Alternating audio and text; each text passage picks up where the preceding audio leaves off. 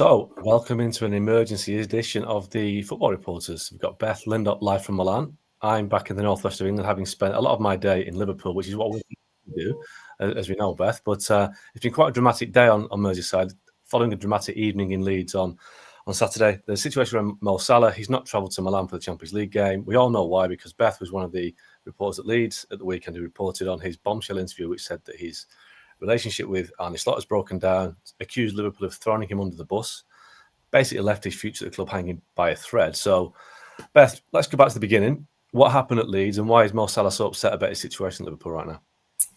Yeah, well, I mean, it was pretty extraordinary that Liverpool twice surrendered an advantage, dropped more points, ended up in the midst of it, a 6-goal thriller, and yet the most interesting storyline came from a player who wasn't even involved. And yeah, Mohamed Salah after the match, as we know, he doesn't speak to the written media too often. He's a man of a few words, and quite often when he does speak to the media, it's because he has something that he wants to say. The last time that he spoke to the media was back in November 2024, when he was unhappy with his contract situation, and he came out and said infamously now that he was more out than in.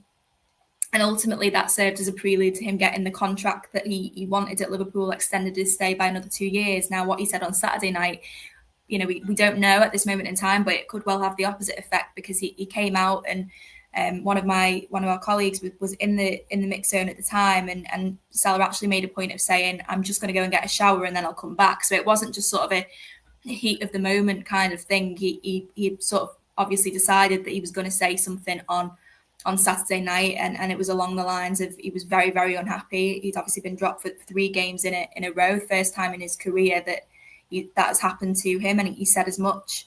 And yeah, I mean, there was just so many things, so much to dissect. It's so rare that you hear a Premier League player, speak in the way that he did on Saturday night. He basically said his relationship with Arne Slot has broken down. He said promises have been broken by the club in terms of when he signed his contract to the role that he has now. He said that someone was throwing him under the bus, someone at the club wanted him out. I mean, it's just take your pick for the biggest lines to come out of that story. But yeah, I mean, the reaction in the media room on Saturday night was just one of pure disbelief. And I know obviously you were flying back from the States at the time, and it reached you pretty quickly as well, and such was what a huge story it is.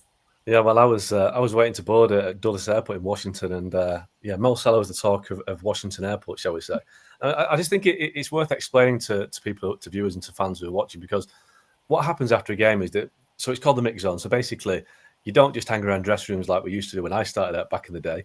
It's now a case of where it's a more kind of sterilised environment, where basically players are supposed to walk past you when they leave the dressing room, supposed to walk past you on the way to the bus, but it doesn't really work like that. Nowadays, it's a case where teams will often select 1 or 2 players to speak to the media. So I've been down to Liverpool this morning, and I spoke to somebody who said that Mo Salah wasn't the designated speaker on Saturday. As you can imagine, it's very rare for an unused sub to talk to the media, but there was a sense that the phrase I was told, that they could smell something was up. And as you said, Beth, that Mo Salah, when he speaks, it's often a kind of a strategic decision. It's something that he does for a reason.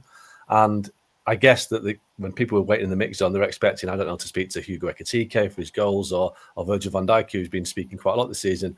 And then obviously you hit the jackpot when Mo Salah decides he wants to get something off his chest, and get off his chest, he certainly did. Now, we know that he's been left out of Liverpool's travelling squad to Milan today. The statement of, it wasn't a statement, I guess the position that Liverpool have got right now is that he will be out of the squad for a short period of time. Mm-hmm. Now, as you know, Mo Salah's due to go to the African nations next week, I think next Monday, to take part in Egypt's campaign, and he could be away for a month. So for me, it seems fairly obvious that he won't play against Inter, we know that, and I don't think he's going to play against Brighton at Anfield on Saturday. That would seem unlikely, in the sense that, 1, he hasn't been playing recently, and 2, you wouldn't just kind of give away a place in the team if a player's not been playing. But also, you turn into a massive circus, and this could be Mo Salah's last game for Liverpool. So does he deserve the right to have a farewell, having done what he did? Or should Liverpool just say, just go away for now, Mo, let's see how things stand when you get back, or is he not coming back?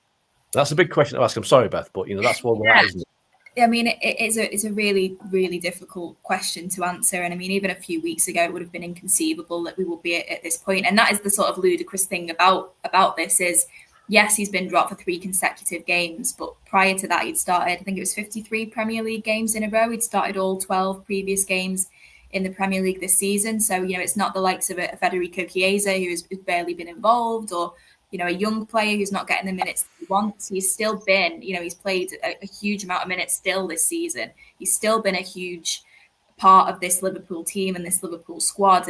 And I think the thing with Mo Salah is, we view him very much as being this superstar, and he's sort of superhuman. And because he doesn't talk to the media so often, he can be a little bit enigmatic sometimes. But I think he is actually quite an emotional guy. And I think, we've seen that at times this season on the pitch, particularly on that opening day. Obviously, we were both there when he broke down in tears in the midst of all of the stuff about Diogo Jota and the tributes to him. So I think he's an emotional kind of player and footballer. And I think there was a lot of noise, not from Liverpool, but externally, in the weeks leading up to him being dropped at West Ham, people saying, well, Mo Salah is the problem, and Mo Salah is this, and Mo Salah is that. And I think he has maybe listened to that.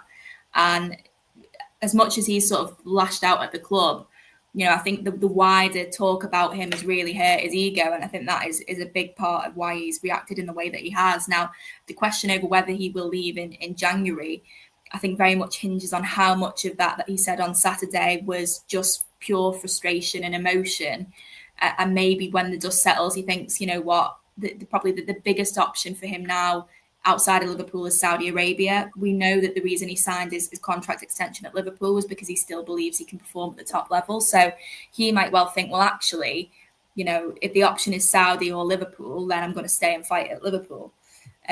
But obviously the sense on Saturday night was it was hard to see him working under Arne Slot again.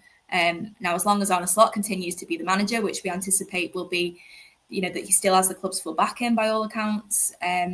So that might be a factor. Maybe there's a question he goes to AFCON and he sees what Liverpool's form's like, what Arne Slot's future is like when he comes back in January. But you were obviously at the training ground this morning. What was the mood like in training? Because obviously I imagine it was a pretty full house to sort of see what was going to happen. Yeah, so obviously we're told to get there for 11:45 for the start of training. It didn't actually come out until 12:01, so it was quite a bit of a wait, building up the anticipation, I guess, of it. But when he did come out, it was all very normal. He came out with Hugo Ekitike. There was no sense of him, walking at the back of the pack. He didn't have a kind of dramatic entrance late, and he didn't, make a big scene.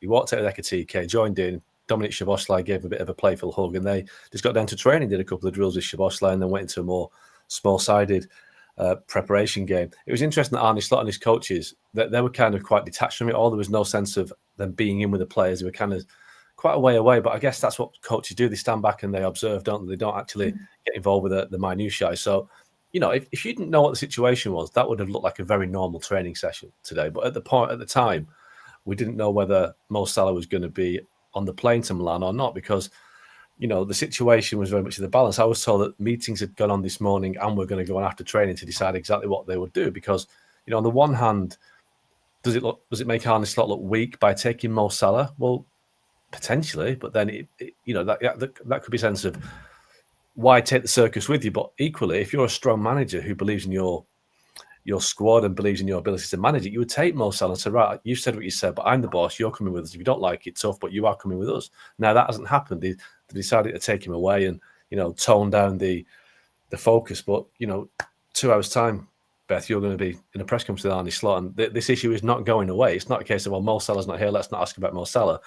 I 100% guarantee that the first question will be Mo Salah, and that's fair enough, because you said before about how somebody told me that the word they use at Liverpool about Mo Salah, he has a mystique, and he likes to cultivate that mystique. He likes to be a little bit mysterious, a little bit detached, a little bit only doing things that only Mo Salah would do. He's a special player, and I've seen it before in other players. I mean, Cristiano Ronaldo is the obvious one to me.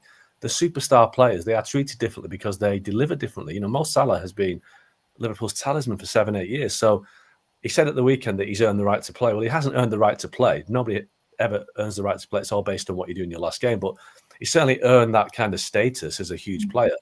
But I think he kind of overplayed it. I think he overplayed his hand a little bit because he's not been playing fantastically well this season. I think, is it 9 goals in his last 33 games going back to February?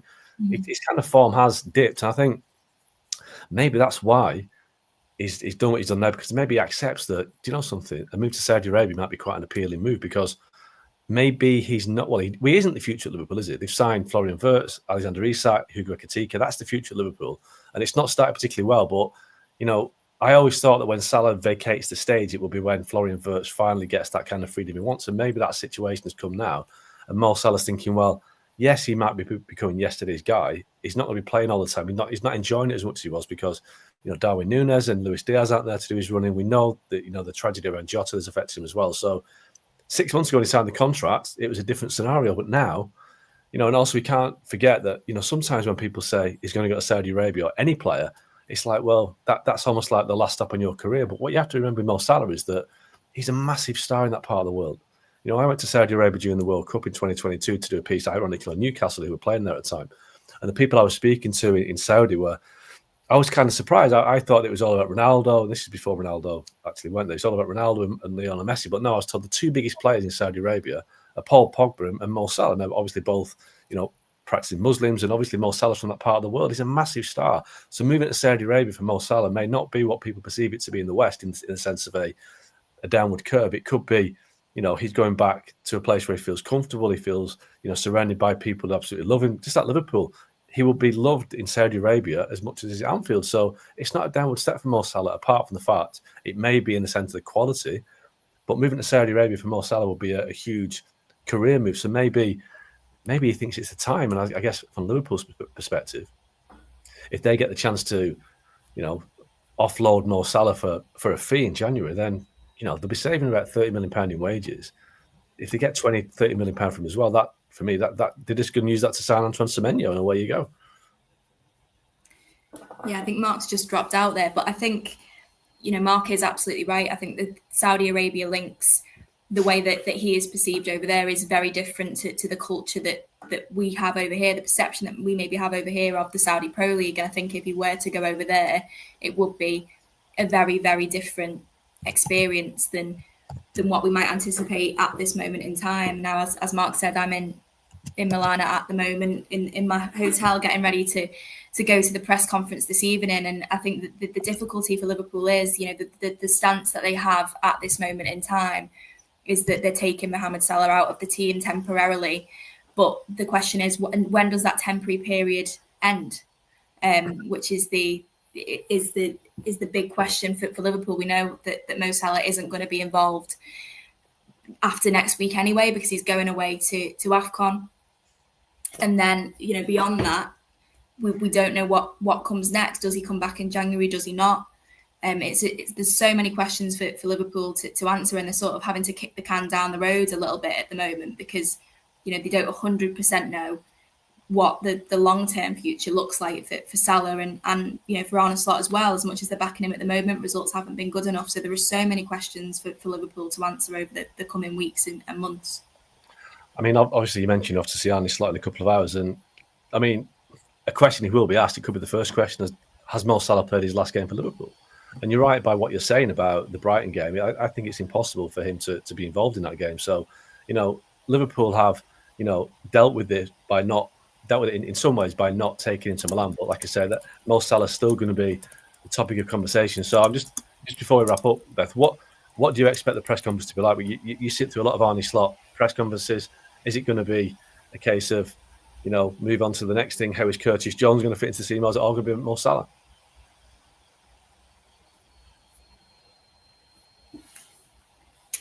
So I think Mark is asking me about the press conference this evening. So that's due to take place at 6:45 UK time. So I'll be heading over there very shortly to the San Siro, where I imagine there'll be plenty of press. Maybe some of them who hadn't even anticipated travelling have maybe made a few last minute arrangements to get out there for this evening's press conference. And yeah, as Mark said earlier on, the fact that Mo Salah isn't there does not mean that Mo Salah isn't going to be the main topic of conversation. Mark's asking me here, will Slot say that he's played his last game? I very much doubt it. I think Arne Slot is someone who likes to be quite laid back, quite genial. He's not someone who likes to get dragged into all of these big storylines. So I think Arne Slot will probably be quite keen to downplay this as much as possible, not least because this is actually a really big game for Liverpool. They lost 4-1 at home to PSV last time out. That was a game that they probably banked on winning pretty comfortably. So the fact that they didn't do that means that they now genuinely need points from these last 3 games, away to Inter Milan, away to Marseille in the new year, and then at home to Karabakh, to ensure that they get into the top 8. So it's going to be a crazy couple of days. I think for Liverpool, there's going to be so much chatter about Mo Salah, but Liverpool still have a job to do at the end of the day.